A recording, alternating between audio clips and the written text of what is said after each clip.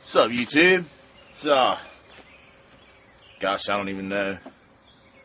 Wednesday, June the 8th, 8:42 a.m. I got one kid that's out of school for summer. Another kid that's still got a few days, so I had to take this week off. My wife, she works too, so I had to take this week off to take care of the kids. So I'll be doing a few vids, I think. Got a whole week off. This morning I'm gonna do my canister stove, some coffee. Canister stove's a great backup. Been having a conversation with this dude about it, and it's a great backup. You don't have to use it. I use a fire and a hobo stove mostly, but it's great to have if it's raining or you run out of fuel, in your alcohol stove, or if you don't think you can keep a fire going. I think most people can, but if you think it might be a problem, then one little match spark and you're good to go. Here you're cooking. This is the Coleman micro stove, and I took it all apart. I took the big plastic knob off of it and the heat shield that comes on the knob, and this big plastic jacket wrap right here, and then I took the little burner element off of it, and I just store it on there with a rubber band. It's really lightweight and compact now. I got the mod off of Format C2. Format all lowercase, and then C2 is capital C numerical 2, all one word. Format C2. I got the mods. He's got some cool little gear mods on his channel, man. The guy's a freaking genius. But anyway, got this from him, and worked perfectly. He explains how to do it very, very plainly. Anyway, so get this bad boy going. You just take the rubber band off of it, pop the element back on, like so, and spread out the bars. Now, in doing this, for some reason, and I don't know if I did it right or if I did it wrong, but I took the little, it used to have a positive stop for these pot holder arms. Doesn't have that anymore, but doesn't really matter to me. I mean, that works just fine. The only thing is they swing all the way around now, and they didn't used to, but I don't really give a fuck about that. Hardly ever use this thing, but it is a really good tool to have as a backup. Like I said, you wake up and the woods are just drenched, or you wake up to a thunderstorm and want some coffee or want something to eat. Boy, what a nice tool this is to have. So, here we go.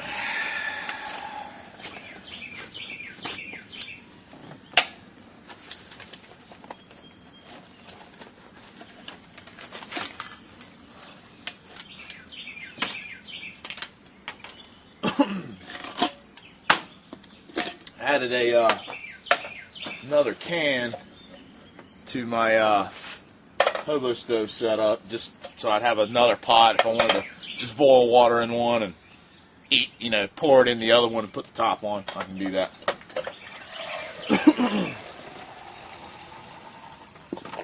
Enough for a couple of my cups of coffee there. I guess we really it doesn't fucking matter. I'm just going to put some more in there just to make sure that's 2 cups of water, just so no one says, oh, you gotta do 2 cups of water because I'm a fucking dick sucker. And you're off. I mean, boom, you're cooking right there. Just like that. And let me tell you something. That thing will rock at some boiling water. So anyway, hobo coffee. Cowboy coffee, as we're talking here.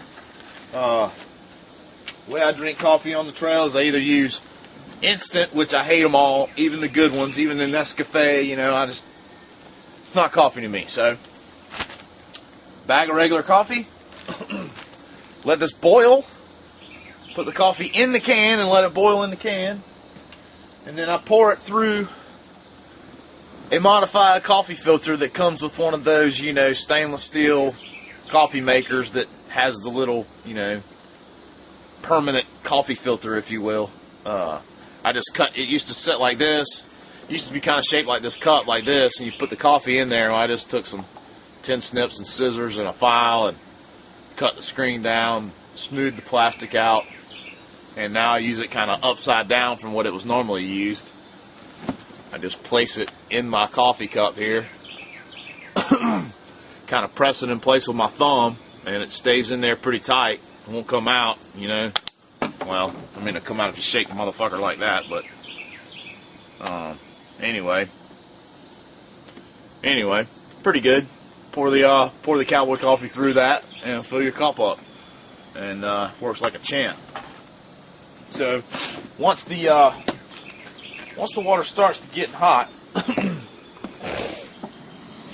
and you can see,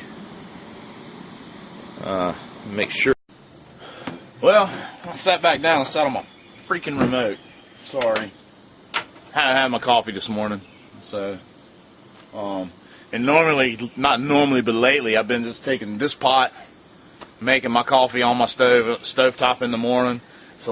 Takes a lot less time, and just doesn't. I don't have to make a whole pot of coffee, and you know, pour it through the strainer, and I'm good. I sit here and I drink my 2 actual 1 cups, and then I go to work. It's cool, man. It's a good idea to, you know, to implement all the stuff that you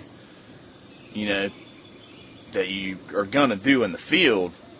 You know, it's a really good idea to sit on your back porch and cook stuff with your backpacking set up before you go backpacking. And same thing with hunting or fishing. You know, I mean, it's a really good idea to make sure that fishing rod is going to do what you want it to do before you get out on the lake with it. You know, it's like anything else, like shooting broadheads before you screw them on. You know, you buy a pack of broadheads and they say, oh, field point accuracy. You need to screw that sumbitch on and shoot it in a target before you take it out there hunting. But anyway, good idea to try your stuff out in a controlled environment before you get out in the bush with it. So that's boiling. Oop, I about boiled it over. Wow. Literally about boiled that over. I mean, it was like this far from the edge.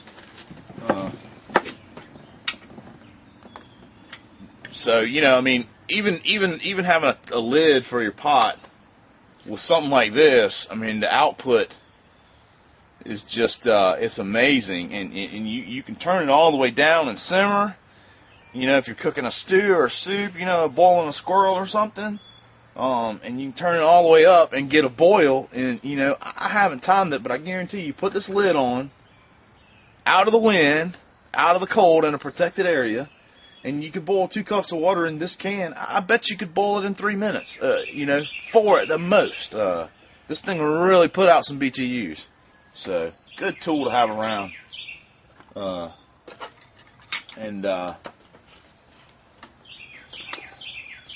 course, I always carry my rag, or my handkerchief. Always. I always got a rag or a handkerchief with me, and that is my main way of handling my pots. Really, I use pliers sometimes. When the stove's burning, I'm afraid I'm gonna catch my rag on fire. That's fine. But when I get done cooking, bam. I mean, and this rag weighs nothing. Certainly doesn't weigh nearly as much as a pot holder. Anyway, let me get a good shot of this. Here. Go down with that guy there.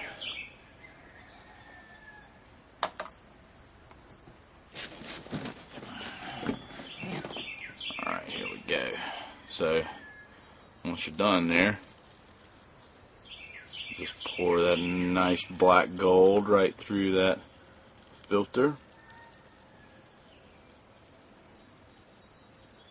Doing this for more time purposes. I would normally let this thing sit there and steep and mature a little bit, but just so I don't bore y'all to death with a 20-minute video on how to make coffee, that's that. And you know, this rinses off real easy in the creek. All this stuff, you know, if you're actually cooking in it, you know, and boiling stuff in it, I don't hesitate to use creek water in these pots, because I know I'm going to be heating them back up and killing all my germs. Same thing with this. You know, this thing cleans up real easy. All this stuff cleans up real easy.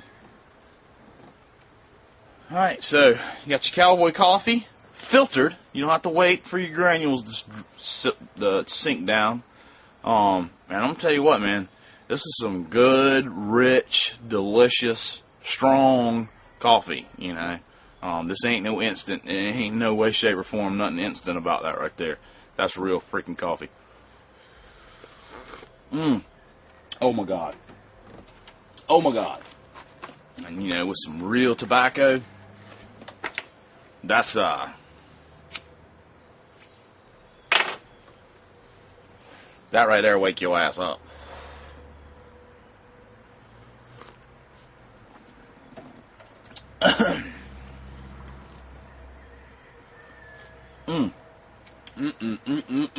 Damn. Make you slap your mama for never making that shit for you. Anyway, that's how I do it. Catch y'all on the next one. Cool.